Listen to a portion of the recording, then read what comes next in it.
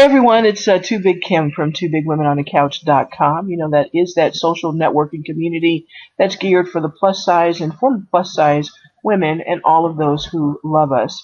It's a great place to come and socialize and just be you. It's a very safe and fun place.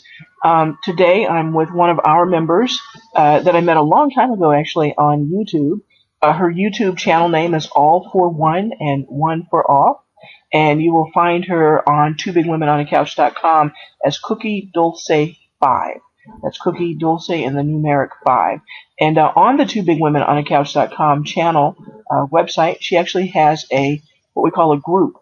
And the name of the group is called All Things Beauty. And so, Cookie Dulce, really happy to have you here. Her real name is Charlene, so I'm going to probably call her by Charlene. But Charlene, really thank you very much, because today we want to talk about skincare. And I know that's something that is really a passion of yours, really making sure that people know how to care for their skin. So I'm going to go ahead and let you just kind of just jump right in with what we're going to talk about, and maybe along the way I'll ask a few questions. Okay, well, hello, everyone. My name is Charlene, and I want to start off by saying, as a disclaimer, that I'm not a professional. I've learned makeup through selling Avon in my younger years, through doing Mary Kay a few years back. I've taken classes, and that's where I've learned what I've learned, but I'm not an expert. And also, I like to do a lot of research. I've read almost every book in the library when I was younger, and of course, the internet is, a library at your fingertips. I do research and stuff. So just want to start off with that, but just want to share what I've learned about beauty or skincare. And we've already talked about inner beauty before. That's very important. But I want to talk about skincare. And I've said this, I say this often, that if you want to apply makeup, you need to, like an artist does with a canvas, he has to prepare the canvas. Or an artist has to prepare the canvas before they can paint on that canvas. If they want it to be, the best that it can be, they really need to prepare the canvas. And so I feel that skincare is what's going to prepare your face for the makeup. Skincare hopefully will correct whatever problems that you have. Everybody has a different type of skin. You have your dry skin, you have your oily skin, you have your acne prone skin, you have normal. I think that's probably rare. You have your combination skin. You can have oily dry, which is what I have, which is very frustrating, and oily normal. Mostly you have your oil in your T-zone, which is your forehead going straight down your nose, down your chin. So everybody has a different type of skin type, and you have to find what works for you. So Charlene, before you keep going, how do you know what is your skin type? How do you identify? Because there's so many categories. You would know, because if your skin is dry, you're going to see that flakiness and that crackliness on your skin. If your skin is oily, you're going to see that shine, that most of us women try to hide. Acne prone is going to show acne. But what about the more complex ones? The more complex ones, like where you have an oily dry thing. I know that those are so frustrating. You're gonna see how I always knew. Well, as a teenager, I had very oily skin, but as you grow older, your skin will change. And then I was fine for the most part on the cheek area, but the acne was still to this day will still pop up on the forehead, around the nose, on the chin. You'll see that oiliness, even though you'll have that crackly, dry flakiness on your cheek area. And if it's normal, your cheeks will be fine, and then have the combination oily. I see. So it's in different areas, some dry and some oily. That when you purchase something, and every company is going to have different chemicals in their skincare, you have to find what works best for you. And so they advise that you give it about 2 weeks. If you say, I'm not doing anything, I don't know about this, give it 2 weeks and see if maybe it starts working then. And some companies, some drugstores, some high-end stores, some salespeople will take it back if it's not working. If they're good, and they will replace it with something else.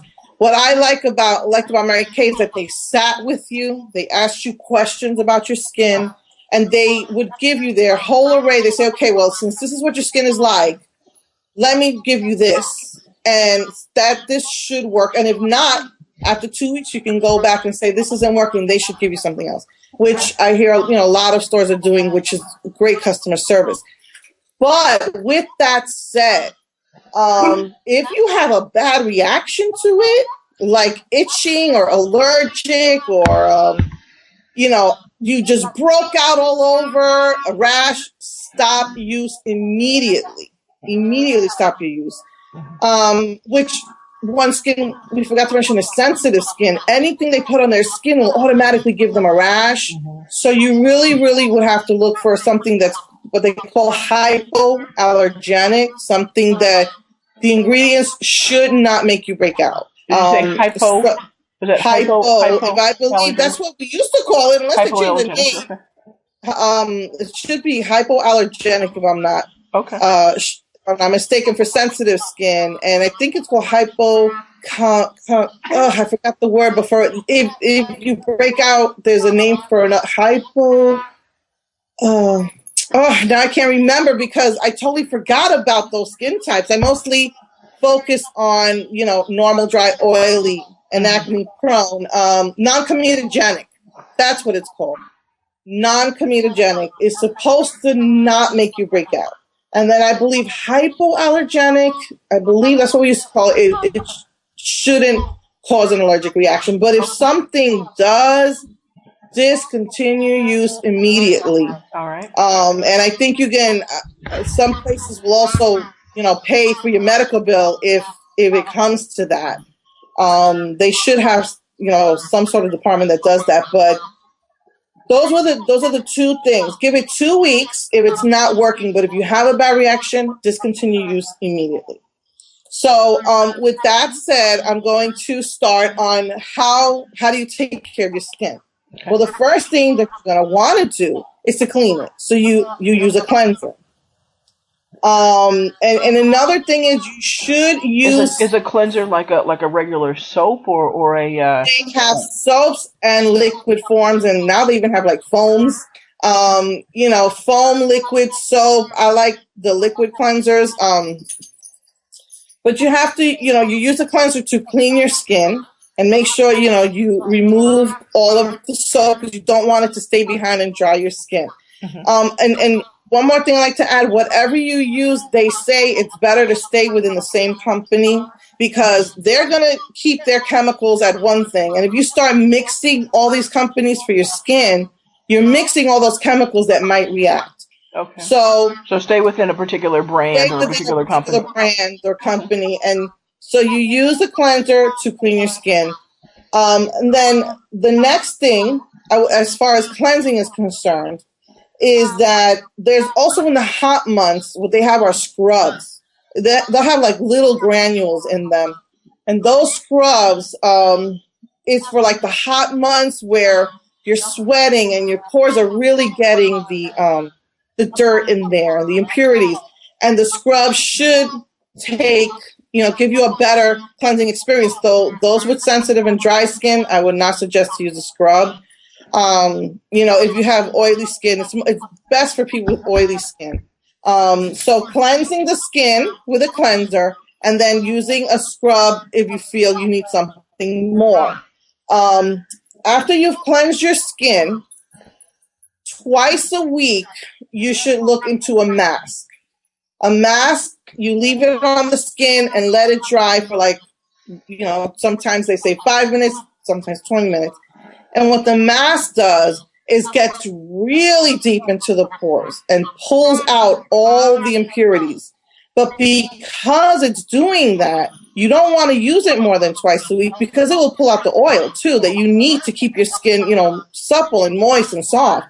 So let me ask you a quick question real quick. So with the type of masks out there, I've seen that there are like these like mud masks and then there's like these cucumber type masks, and Yeah, some like are the cool. Is there a gel type. particular, yeah? What's the difference between these type of masks? Is there something I better think for?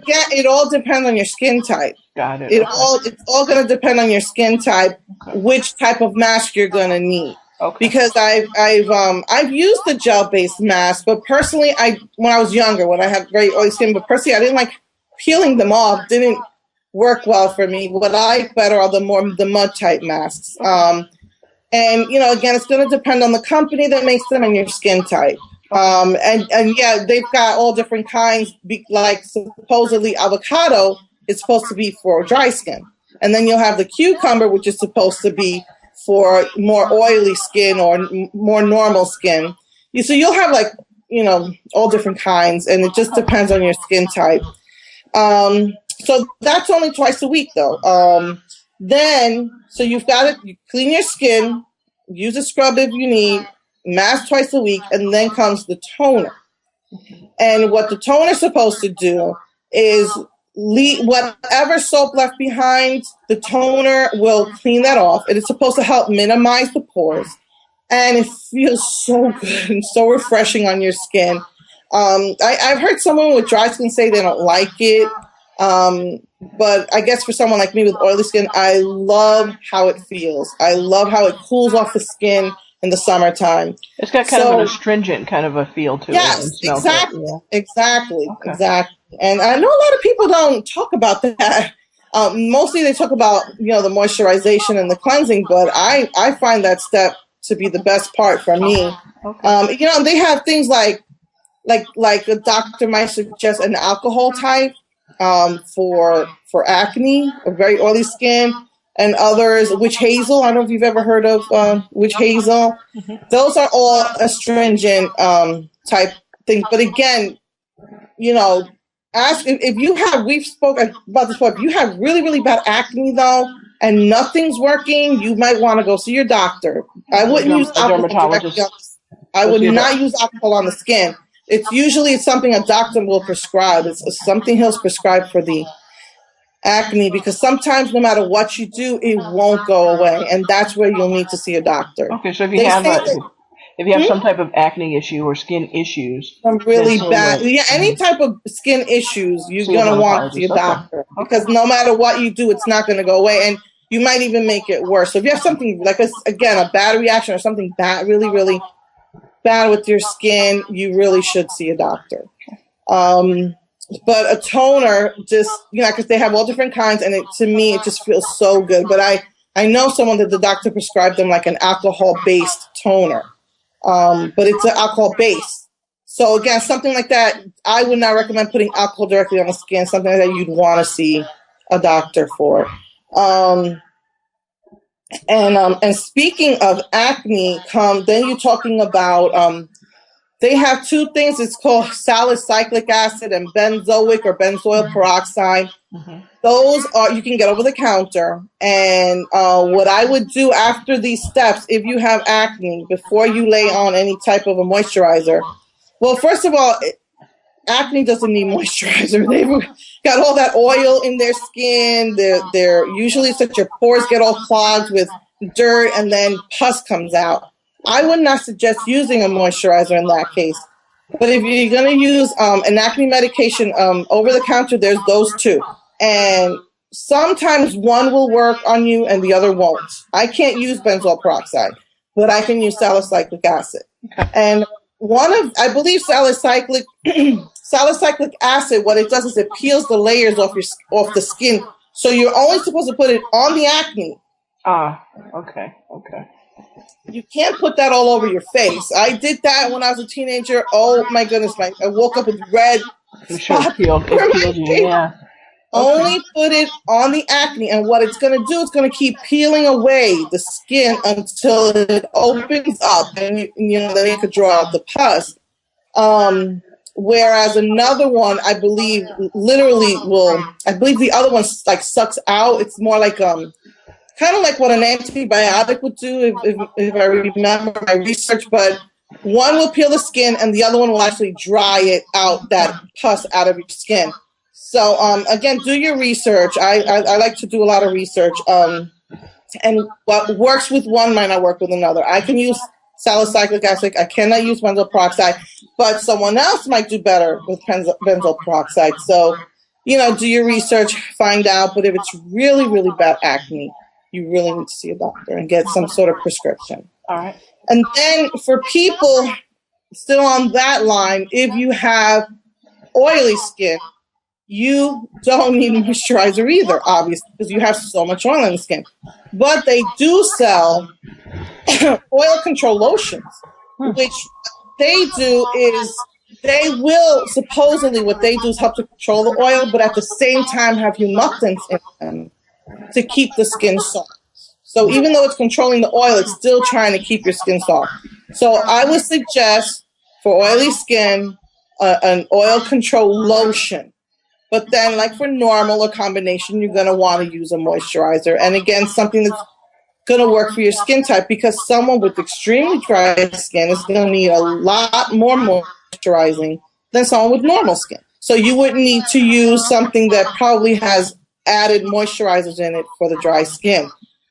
There are some products I've seen that some people have oily skin and yet flake. And there's products that I've seen that work. It will control the oil and still remove the flaky skin. So, again, you have to find what works for you. But a moisturizer is important as you get older. Obviously, when you're a teenager and you have, the acne, you're not going to need a moisturizer.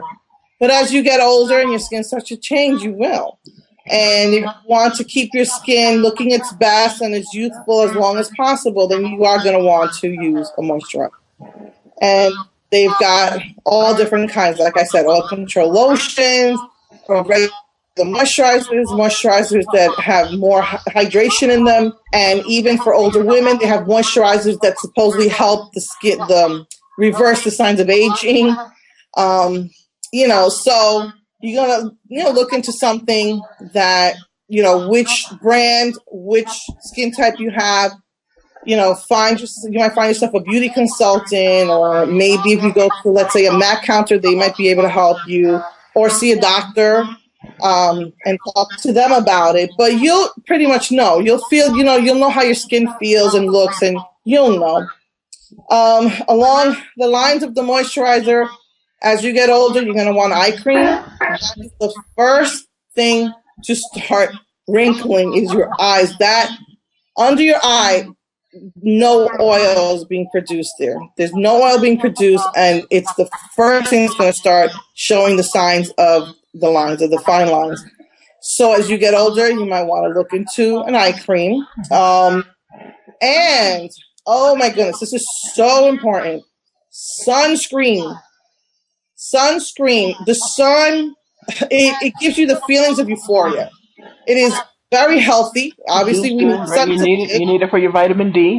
There you go, for your vitamin. They say 20 minutes in the sun is great. You're getting all your vitamins, you're getting all the sunshine, and your body feels great. But more than that, you're looking at cancer, possible cancer. So what they suggest is that you use an SPF.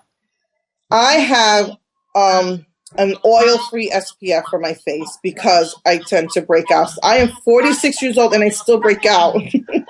And yet my cheeks still feel so dry. But I use an oil-free SPF on my skin before I put on my foundation. And nowadays, you can find foundation with SPF in it. So I guess it's one less step for you to do. To add an SPF, you're going to have to wait for it to dry, maybe 10 minutes, and then put on your foundation. But a foundation with it in there, that's 10 extra minutes you have to your day. So it is so, so important nowadays, SPF all over your body. I lived up north, I moved down south, and I've got freckles all over my arm from driving that were never there before. And about a year ago, I went out, the first sunny day we had, I think was in April, really nice, beautiful day. I said, let's take a walk at the flea market. When I came home and the next day, I noticed spots, these brown spots. I was like, oh no. And my mom gets them really bad. Hers covered her entire cheek, big brown spots. and I knew I have to start wearing SPF. And at first I started with a low SPF, and I went to the pool, and I think it was like an SPF 15. I got a sunburn. So you really, really need to get a good SPF. They say more than 45 is 45 is the maximum. Some places say they have higher than that, but they say it doesn't really work. I don't know. Again, maybe ask your doctor, do your research, but definitely something with a high SPF because I still got a sunburn on 15. So SPF is so important nowadays. So that's very important. And they say that even in the winter, you can get a sunburn, especially like you go skiing or there's a lot of snow. The sun will reflect off the snow and still, hit your face. And so they say you should wear it year round. And then comes the foundation. And foundation, excuse me, I just need water. Foundation. Well, I was told that foundation helps protect the skin. I don't think it's necessarily a part of skincare, but some people, I learned that they believe that it's putting a protective layer on your skin so that the dirt and grime when you go outside won't get into your pores because you've already covered it with foundation.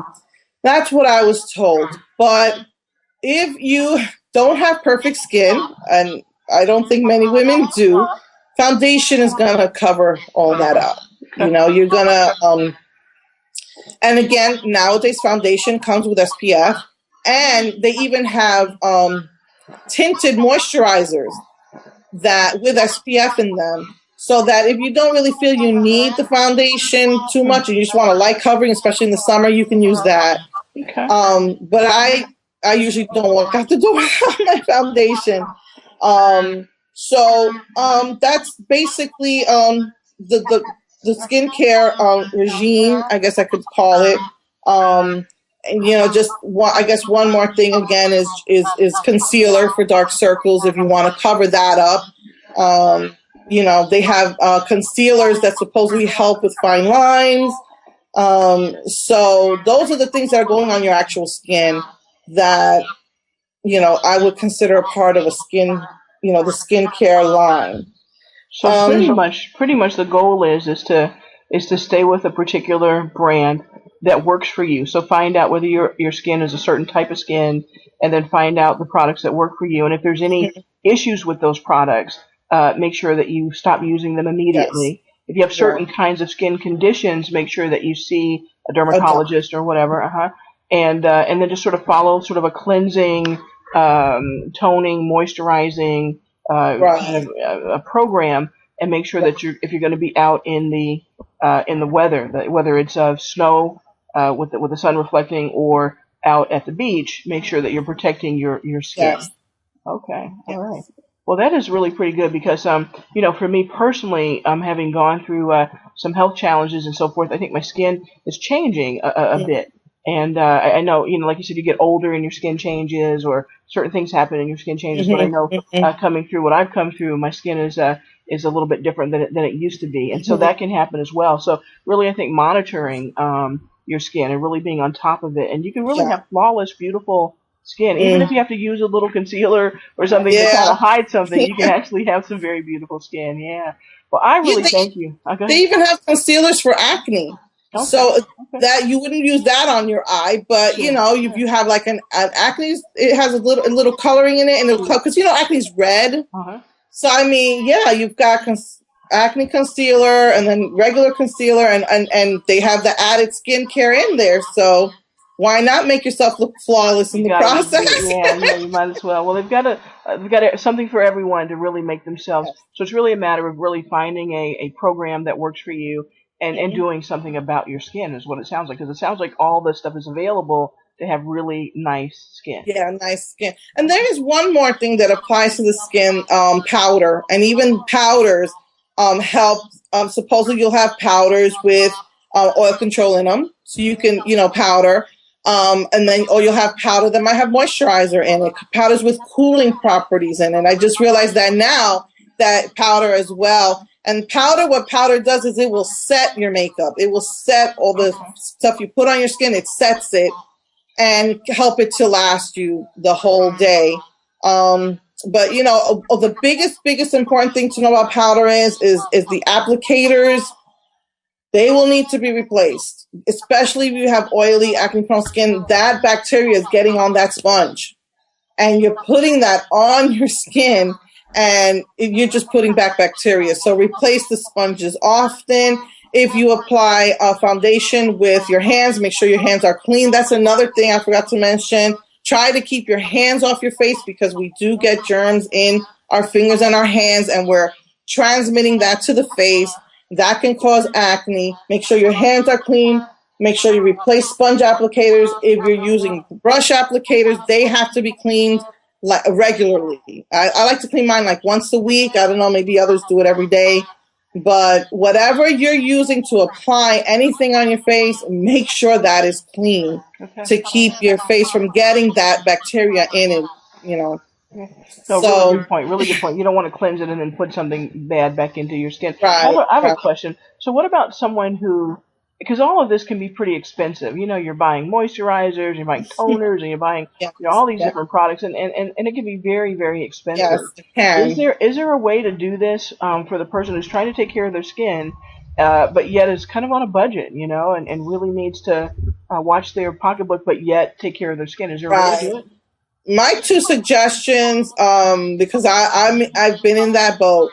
I tried a lot of drugstore brands and they didn't work well. Avon helped me with the oily, but wasn't helping with the dry, and I was still breaking out.